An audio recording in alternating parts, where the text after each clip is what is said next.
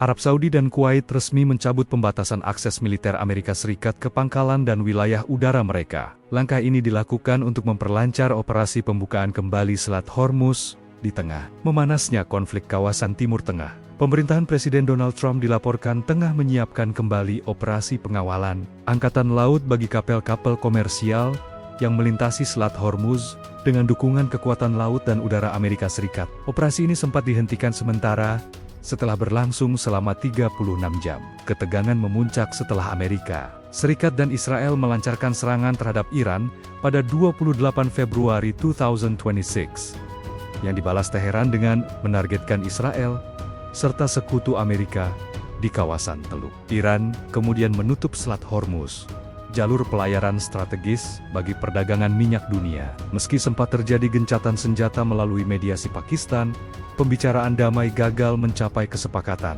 Amerika Serikat kini meningkatkan tekanan dengan memperketat blokade angkatan laut terhadap lalu lintas maritim Iran di Selat Hormuz. Presiden Amerika Serikat Donald Trump dalam sebuah perbincangan dengan media lokal Amerika Serikat menyebut dirinya menargetkan kesepakatan terbaru soal pengakhiran perang dengan Iran akan tercapai dalam sepekan mendatang. Trump menyebut kunci kesepakatan tersebut akan bertumpu pada persetujuan soal uranium Iran serta pembukaan kembali arus lalu lintas di Selat Hormuz.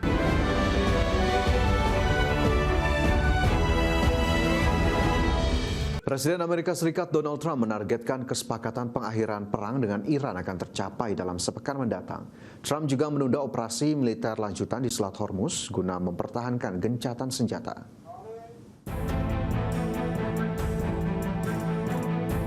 Presiden Amerika Serikat Donald Trump dalam sebuah perbincangan dengan media lokal Amerika Serikat menyebut dirinya menargetkan kesepakatan terbaru soal pengakhiran perang dengan Iran akan tercapai dalam sepekan mendatang.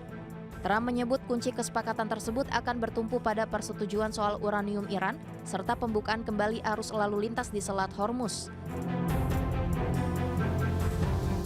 Trump juga kembali mengatakan Iran ingin bernegosiasi dan membuat kesepakatan untuk mengakhiri perang, di mana perundingan lanjutan mungkin akan dilakukan di Islamabad atau Jenewa, dan selama periode itu pembatasan pelayaran Iran dan blokade laut di Selat Hormuz akan dilonggarkan secara bertahap.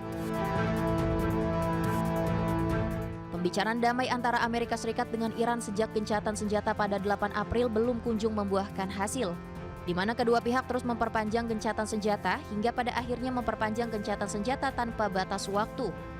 Trump juga menunda operasi militer lanjutan di Selat Hormuz guna mempertahankan gencatan senjata karena Amerika Serikat melihat adanya kemajuan dalam perundingan. Berbagai sumber IDX Channel.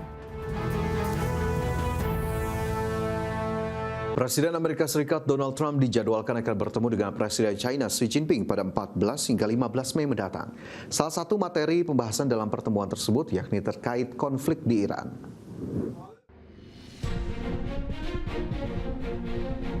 Presiden Amerika Serikat Donald Trump menyatakan akan membahas perang Iran dengan Presiden China Xi Jinping dalam pertemuan tingkat tinggi pada pekan depan.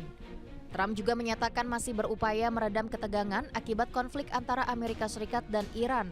Trump dan Xi Jinping dijadwalkan bertemu di Beijing pada 14 hingga 15 Mei mendatang.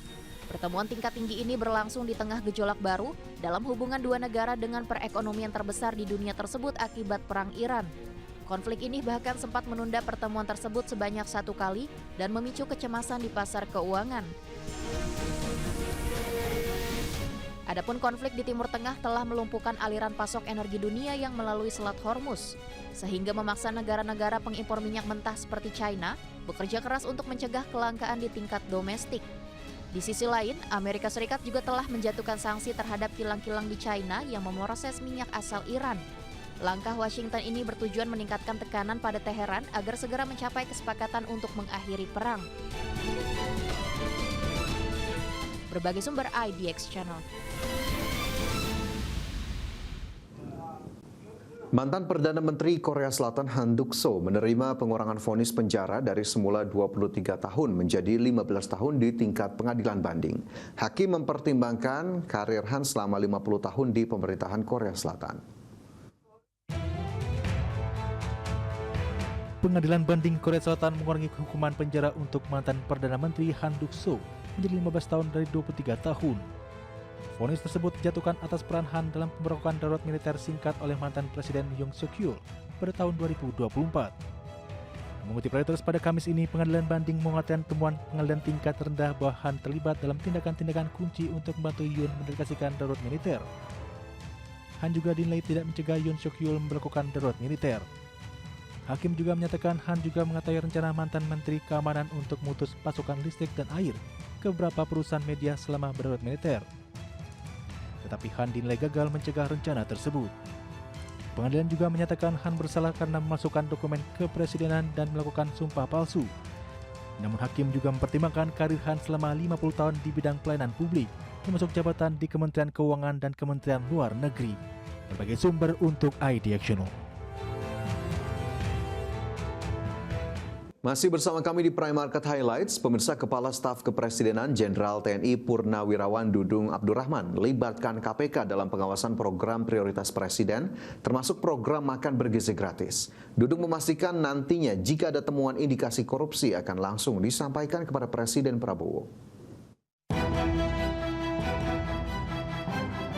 Kepala Staf Kepresidenan Jenderal TNI Purnawirawan Dudung Abdurrahman bertemu dengan sejumlah pimpinan Komisi Pemberantasan Korupsi untuk membahas penguatan strategi pencegahan korupsi, serta pengawasan program-program prioritas Presiden Prabowo Subianto seperti program makan bergizi gratis.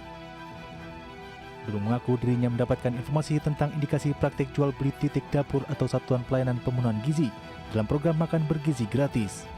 Dudung memastikan jika ada temuan indikasi korupsi akan langsung disampaikan kepada Presiden Prabowo. Ya, salah satunya yang saya dapat informasi tentang ada jual beli titik. Ya, itu ada itu yang salah satunya ya. Nanti akan saya lihat ya. Jual beli titik, kemudian sistem supplier. Ya? Titik SPPG. Ya, titik SPPG. Titik dapur ya. Titik. Sementara itu, Wakil Ketua KPK Agus Joko Pramono mengatakan, pihaknya fokus pada sisi pencegahan mulai perbaikan tata kelola. KPK telah memberikan sejumlah rekomendasi kepada Badan Gizi Nasional terkait sistem yang perlu diperbaiki. Ya, kita dalam positioning pencegahan, banyak hal-hal yang memang bisa dilihat dari governance-nya kita coba awasi, dan kemudian sistem-sistem yang selama ini kurang berjalan kita sudah berikan masukan. Rekomendasi sudah diberikan kepada Kepala BGN sahabat ini, dan kita menunggu tindak lanjut itu. Dalam pertemuan tersebut, sejumlah pimpinan KPK yang hadir diantaranya Wakil Ketua KPK Agus Joko Pramono, Deputi Bidang Pencegahan dan Monitoring Aminuddin, Koordinator Harian Stranas PK KPK Sari Anggreni, dan Koordinator Harian Stranas PK KPK Didik Mulyanto. Tim Liputan IDXtional. Israel kembali menyerang wilayah selatan Lebanon dan menewaskan 16 orang. Serangan itu juga disebut menewaskan seorang komandan senior pasukan elit kelompok Hizbullah. Seorang komandan senior dari pasukan elit Hizbullah dilaporkan tewas dalam serangan terbaru Israel di wilayah selatan Beirut, Lebanon.